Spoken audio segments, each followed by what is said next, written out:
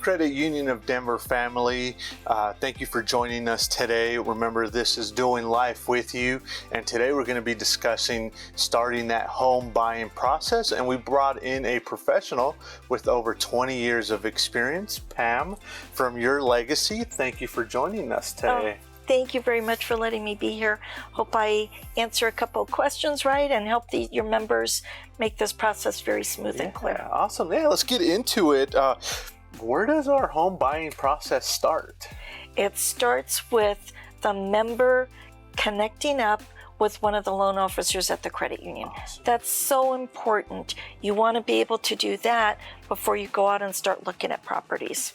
Awesome. And when I meet with the loan officer, is there certain things that this person's going to want from me that I should kind of be prepared for? Absolutely. This is a good place where I tell my clients, start a folder, because the information you're going to be giving to that loan officer, you might have to reach for it at a later time, but if you've got it all in one place, it'll make that process a little bit easier. So yeah, they'll be completing a full application process, obviously, but they'll be asking for a list of other information. They'll send it to you on paper, what they need, but they're going to be looking for pay stubs, your most recent pay stubs, a couple of years of tax returns, bank statements, 401k things, and investment properties, things like that as a basic rule. They want to make sure you're employed and that you have money coming in. Exactly. I would think that's a big part of it. A very big part, absolutely. Well, it sounds intense, but with your profession, being 20 years in the industry, could you walk us through a little bit of what we can expect once we've given the loan officer this paperwork and we've submitted our application? Absolutely. Once that process has taken place, and the loan officer, once they've collected that initial information and completed that application, they'll know in 2 or 3 days, business days, usually if you can qualify for a home mortgage. They'll be able to give us a price point range that they think you can qualify for, and just pretend it could be 400,000, 500,000, or 6. It doesn't matter. That's what you could qualify for.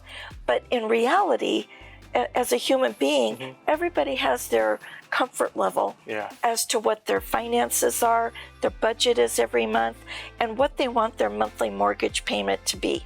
So even though they might qualify for $600,000, and at today's interest rate, that house payment might be $2,400 or $2,500, and your member might say, I only want a $1,500 house payment.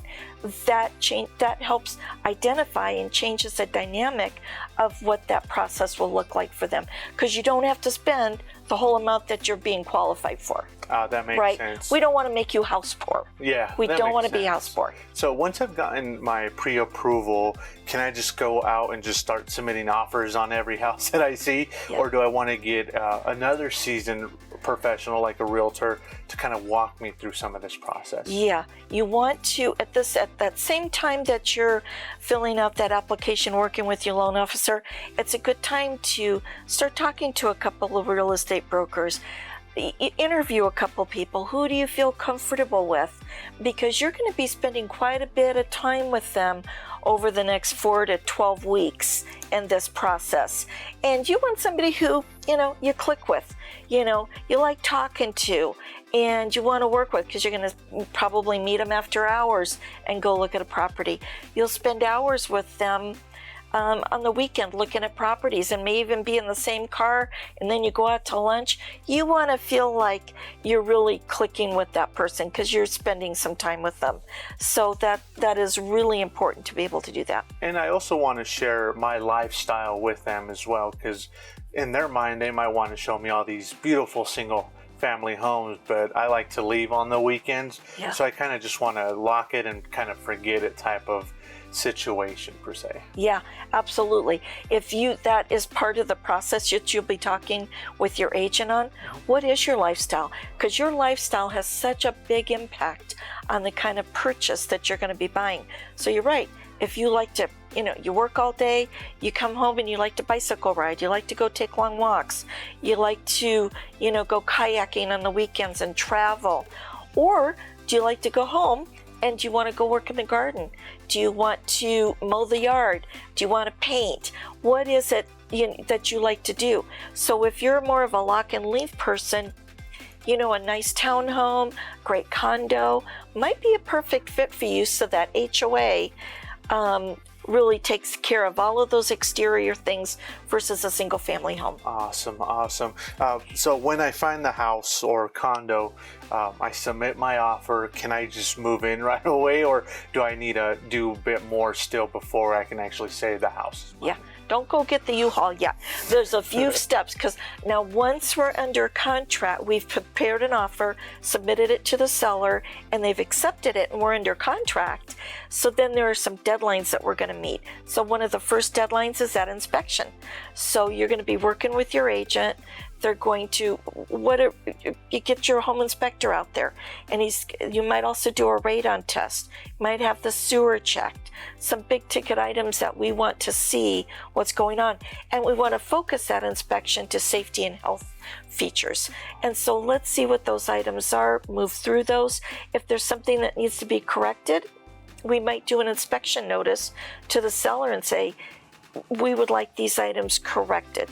And the seller has an opportunity to say, yes, I'll correct those, or they might say, no, you're just taking the house in as is condition. So it's so interesting that the negotiations through an inspection can actually sometimes be much more stressful than maybe even the first going through and putting the purchase offer on the property. Because then you find out things about the house that you have to have a real serious conversation with. Yeah. And with that seller about. So it can be a little bit more intense, but you move through it and you figure it out.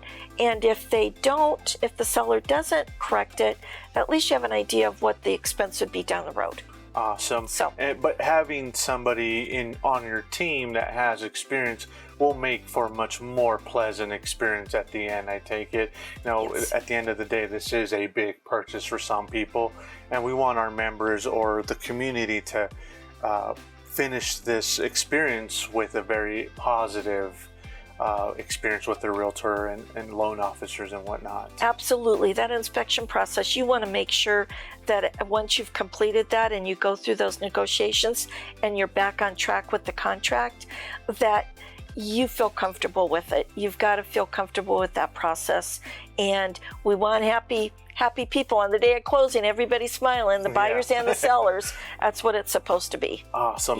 Well, Pam, thank you for stopping by and giving us a little insight on how the process works. Once again, Pam has been in the real estate industry for 20 years. So we will put her information in the link below. So if you're looking to start that process on your own and you want to reach out to her, you'll be able to. Once again, thank you for stopping by with this segment of Doing Life with You.